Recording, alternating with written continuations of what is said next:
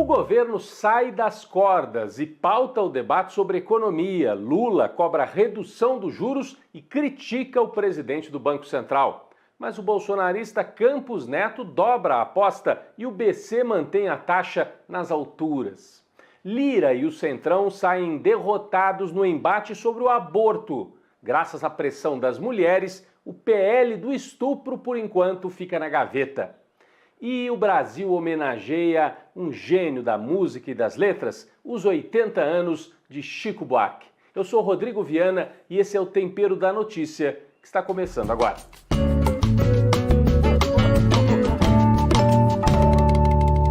O primeiro foram as mulheres nas ruas. Desde o fim de semana passado, grandes manifestações e também nas redes, em falas na imprensa tradicional, as mulheres principalmente, resistindo contra esse projeto de lei absurdo apresentado por setores evangélicos e bolsonaristas.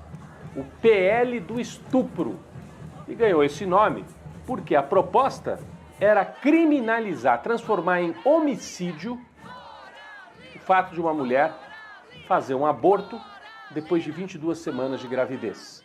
Muitas mulheres e muitas meninas, adolescentes que têm que recorrer ao aborto porque são vítimas de estupro.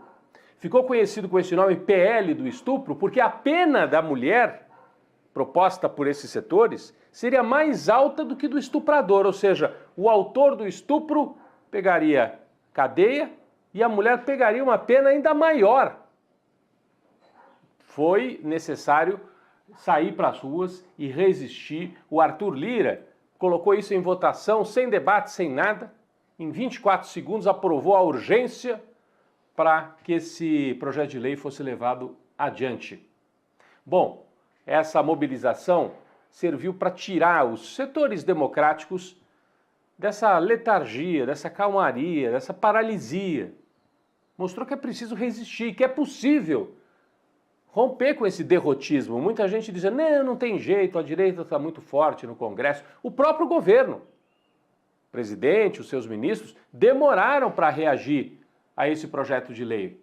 Só tomaram uma atitude depois que viram que havia resistência das mulheres, dos movimentos nas ruas, nas redes e na imprensa.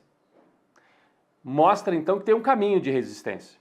Sob pressão, Arthur Lira recuou.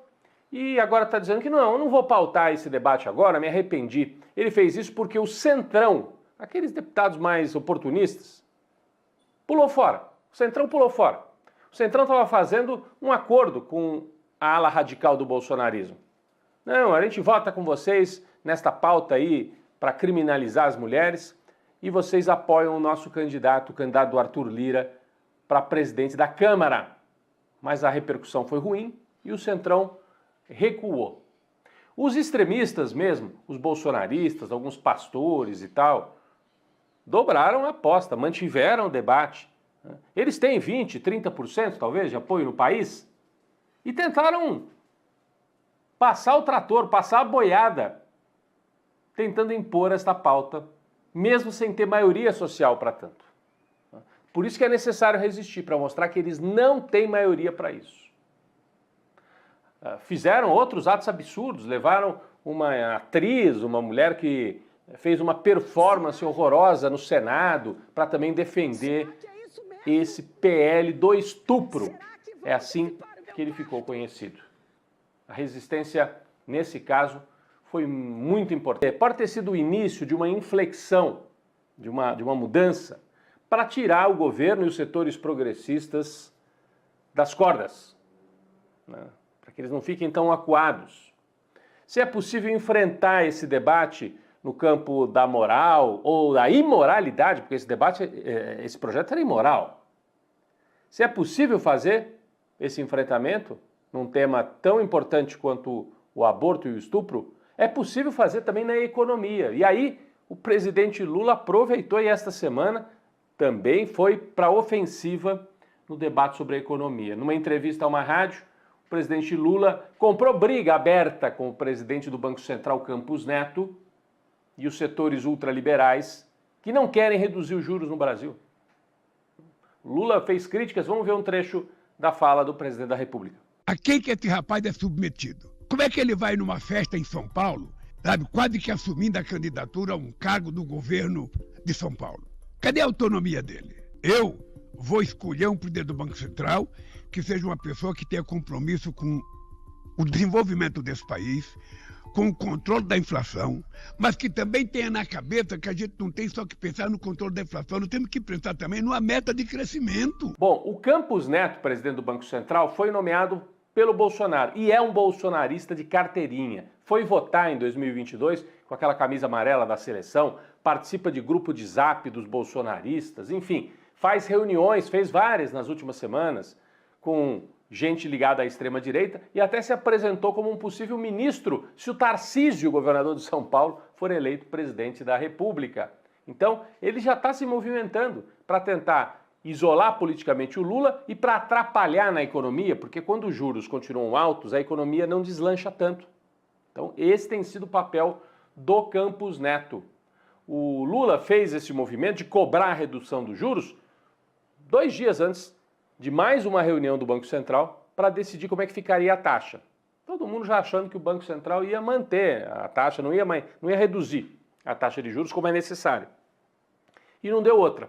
O Banco Central manteve a taxa e transforma o Brasil na segunda maior taxa de juros real do planeta. Não tem motivo para isso, gente, a não ser o objetivo de travar a economia brasileira. Agora, o que chamou a atenção, o Banco Central tem 5 diretores que vêm da época do bolsonarismo, inclusive o Campos Neto, que é o presidente, e tem outros 4 que foram indicados pelo Lula. Acontece que mesmo esses 4 se renderam à chantagem no mercado, e aí por unanimidade os 9 votaram para manter os juros altos, o que é muito ruim para a economia brasileira. O que o Lula está tentando fazer com esse debate? Mostrar que ele quer redução de juros e o Banco Central, seguindo uma linha neoliberal e sob comando de um bolsonarista, travam a economia do país. O Lula foi para a ofensiva também no tema da Petrobras, participou da posse da nova presidenta da Petrobras, destacou a importância da empresa, relembrou como ela foi atacada na época da Lava Jato e como o pré-sal foi uma novidade importante para estruturar a economia brasileira. Lula disse que a Petrobras vai voltar a ter esse papel central na retomada do crescimento e que, inclusive, o mundo inteiro falando em transição energética, ou seja, não ficar só no petróleo, no carbono, para reduzir poluição, a Petrobras, disse o Lula, mesmo quando o petróleo não estiver no centro mais da economia, pode ser uma empresa de energia limpa. Então, esse é o papel da Petrobras nos próximos anos. Essa ofensiva política do Lula dá um novo ânimo ao governo, no momento em que as pesquisas desta semana também mostraram que Lula estancou aquela queda de popularidade. Desde o começo do ano, o governo vinha em dificuldades. Preço dos alimentos, muitas críticas ao presidente Lula. Agora, a última pesquisa Datafolha mostra que parou de cair. Então, o Lula tem ótimo bom, 36% avaliam o governo como ótimo bom e 31% como ruim péssimo. Abriu um pouquinho a boca do jacaré, como se diz assim, né? Então tem um saldo positivo, não é nenhuma maravilha, mas é melhor, por exemplo, do que tinha o Bolsonaro nessa época. E é um saldo razoável para quem enfrenta tantas dificuldades como o presidente Lula tem enfrentado, inclusive esse bombardeio que vem de setores liberais ou neoliberais aí da economia e do próprio Banco Central. O presidente Lula e os setores mais à esquerda mostram força também em algumas candidaturas para a eleição municipal, né? Tem possibilidade de derrotar o bolsonarismo em lugares estratégicos. Eduardo Paes, no Rio de Janeiro, com apoio do Lula, está disparado em primeiro lugar. Guilherme Boulos, em São Paulo, com apoio do Lula, com o PT na vice, aparece em primeiro lugar na pesquisa Atlas desta semana, à frente do atual prefeito Ricardo Nunes, que é apoiado pelo Bolsonaro. E em Porto Alegre, até uma surpresa, Maria do Rosário, deputada do PT, também aparece em primeiro lugar na pesquisa para a prefeitura na capital gaúcha. Portanto, sinais de que o governo precisa fazer o debate, quanto mais for para o debate, ganha força e pode chegar à eleição com capacidade para obter vitórias importantes e para depois acumular força e acelerar nos 2 anos finais desse terceiro mandato de Lula.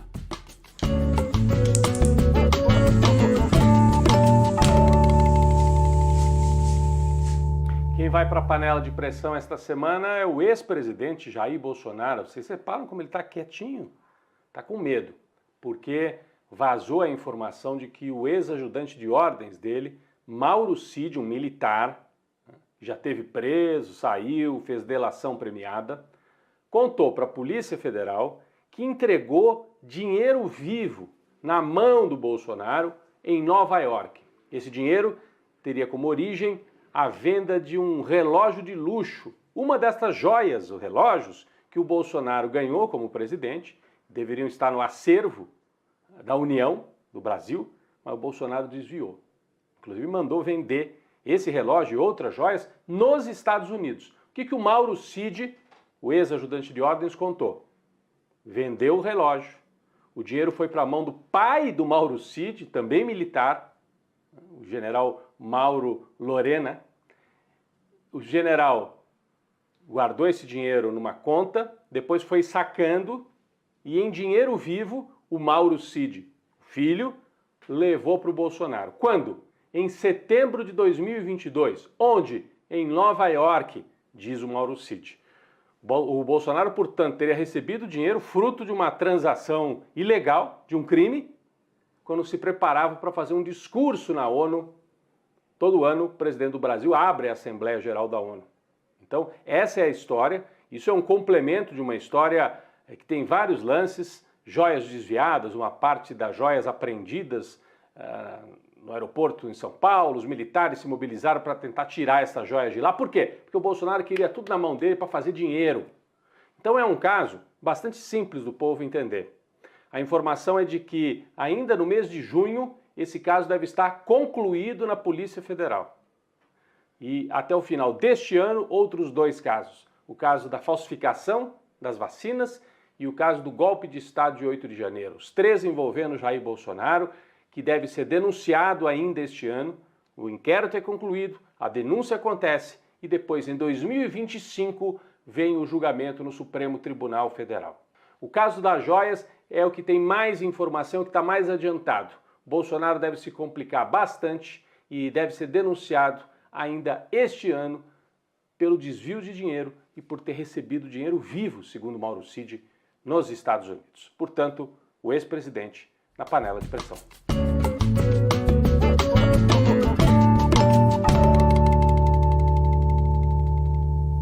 Um cafezinho especialíssimo para o artista brasileiro que esta semana completou 8 décadas de vida, o aniversário de 80 anos de Chico Buarque de Holanda.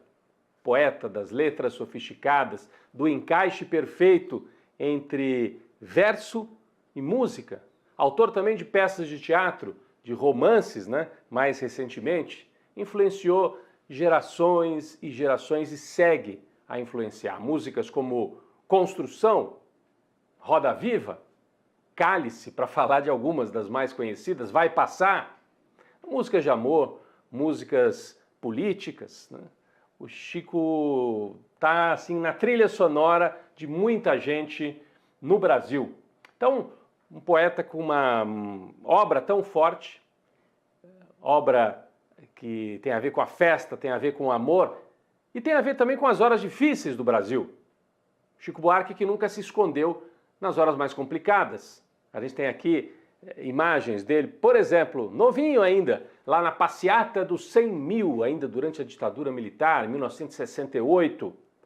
Depois, durante a ditadura, músicas importantes, inclusive de resistência.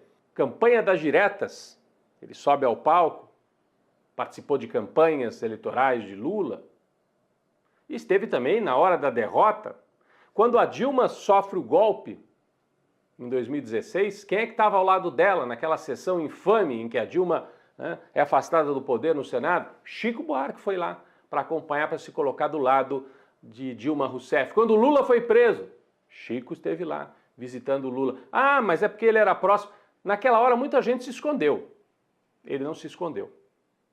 Então tem essa característica, amigo dos movimentos sociais, especialmente do MST. Quantas vezes, o Chico no campo lá do MST, participando de jogos de futebol, mas esteve dentro e fora do campo, ao lado também do MST. Apesar dessa participação política ser tão marcante, o que fica mesmo é a obra de Chico Buarque. A gente torce para que ele continue compondo, inspirando os brasileiros ao longo dos próximos anos. Nossa homenagem a um artista há tantos e tantos anos na estrada e que continue a inspirar o Brasil. Parabéns e obrigado, Chico Buarque. É um prazer dividir esse tempo, né? Ter a satisfação de viver no mesmo tempo que um gênio da música e das letras como Chico Buarque de Holanda, que completou 80 anos essa semana. Um cafezinho para o nosso grande artista.